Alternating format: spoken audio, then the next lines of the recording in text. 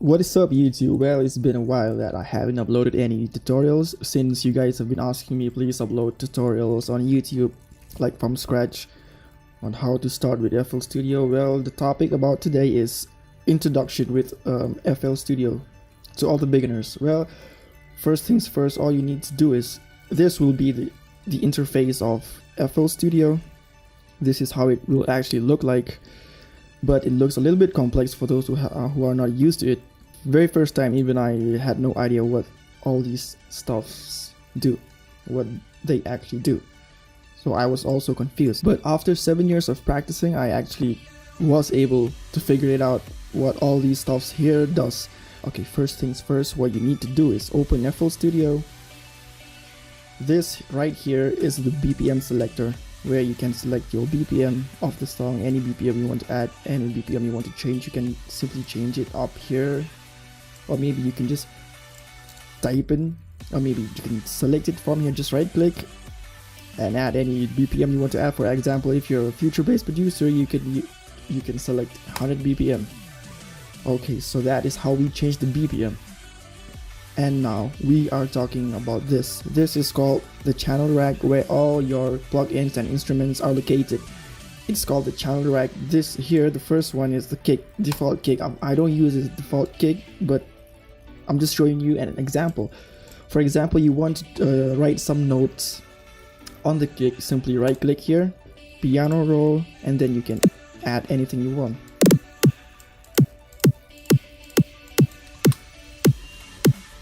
That is how we do it. Just right click, piano roll, you're a music producer now. You're done.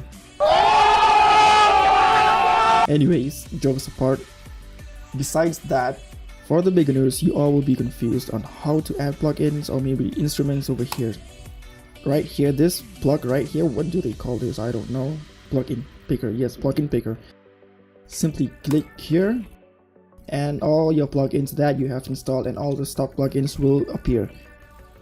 Okay, so let me just add FL keys. Double click it, and there you have it. And if you want to write some notes, simply just right click, piano roll, and you can do anything you want with it. Write any stupid chords like I do.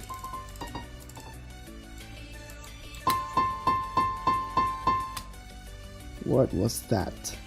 I spit that. Seriously.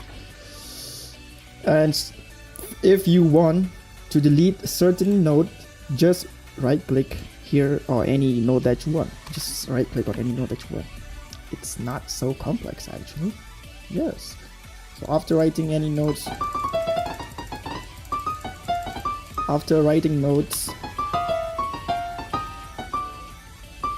sounds good. Really, nigga?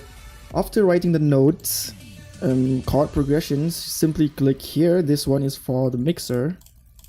To open up the mixer, select the plugin or the instrument that you've added on the channel rack, drag it into the mixer channel, right click, channel routing, route selected channels to this track, and now your instrument is now on the channel 1. That is just the basic for setting your your instrument into a mixer channel. And when you want to add the instrument on a playlist, you simply click here. This is where you open up your playlist, just like that. Simple. And if you want to add the sound that you've created, simply click over here, select the channel that you want to add, and then just click there. There you go. You're all done. So okay, let's hear it. What the fuck was that? I love it. I love it. I'm probably going to release this one. Anyway, jokes apart again. So now you can play it from the playlist. But where is the timeline? That is because you've not selected to play through the playlist. You're actually playing on the channel rack. So what you need to do is click this button over here. This is called this playlist button or whatever they call it. I don't know. It's written song and pattern, song and pattern. Yep, song, pattern mode or whatever. You can just simply click it here. There you go. There you go. You can see this timeline over here. It's appearing before it wasn't, but now it is. Now you see me. Now you don't. So yeah, there it is. So that is it for so all these buttons here. I'm gonna tell you what one does. This one is for opening the playlist, and this one is for opening the channel rack for piano roll, and this one is to hide the channel rack, and this one's for the mixer. This one's for what this button actually does is it hides and unhides the browser where all your sample packs are stored. For example, you can just hide it and unhide it. Now you see me, now you don't. Yep, that is how we do it. So for example, if you want to drag a sample pack, simply just open up a sample folder that you've added. Mike Williams, nah, not that one, sucks. Okay, let me just add this. Simply click here and drag it up here. That is how we actually do it, and it's not so hard. It's easy when you are used to it. Okay, that's very loud. My ears are gonna explode. So that is how you do it. And this button right here shows all the stuffs that you've created. I love this card so much. Anyway, this is where all your stuffs are located, the pattern and all the sample packs.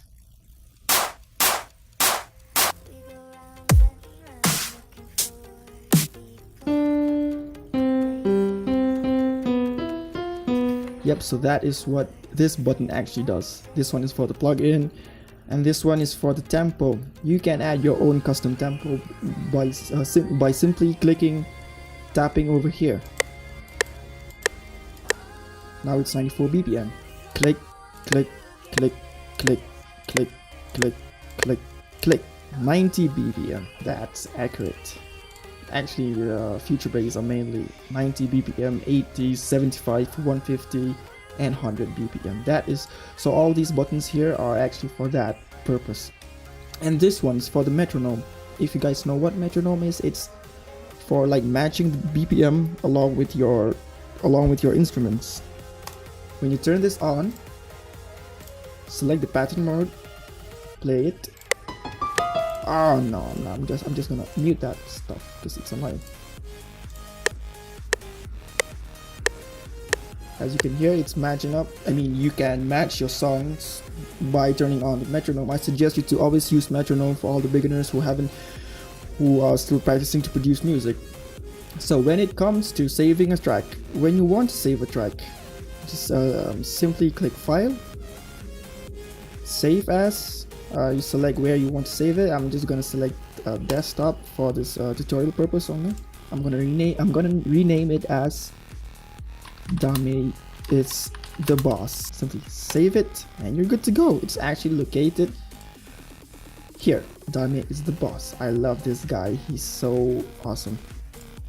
So yep, that is how you save the project. Well, that is it guys for this week's video. I'll be back next week with another tutorial, and if there is anything you guys want to learn about FL Studio, simply comment down below and let me know what you want to talk about, what you want me to talk about. Thank you so much, and I will see you in the next video.